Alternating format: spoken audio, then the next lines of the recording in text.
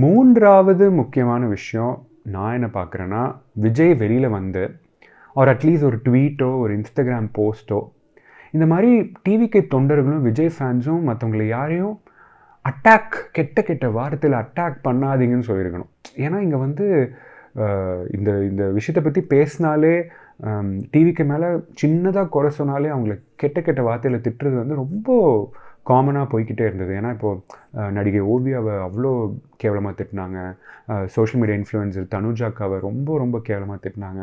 யார் இதை பற்றி பேசினாலும் நீ எப்படி இப்படி சொல்லலாம், நீ ஒரு டிவிக்கு இப்படி சொல்லலாம், எப்படி விஜய் இப்படி சொல்லலான்னு அவ்வளோ கெட்ட கெட்ட சொல்ல முடியாத கெட்ட வார்த்தைகளை வச்சு திட்டினது அது வந்து நியாயமே கிடையாது. ஏன்னா நீங்கள் எந்த கிரிட்டிசிசமும் நாங்கள் வைக்கவே கூடாதுன்னு எப்படி நீங்கள் சொல்ல முடியும்? எவ்ரி ஒன் இப்போ டிஎம்கேவை அவ்வளோ கிரிட்டிசைஸ் பண்ணுறோம், ஏடிஎம்கேவை கிரிட்டிசைஸ் பண்ணுறோம், பிஜேபி அவ்வளோ கிரிட்டிசைஸ் பண்ணுறோம் சவுத் இந்தியாவிலேருந்து.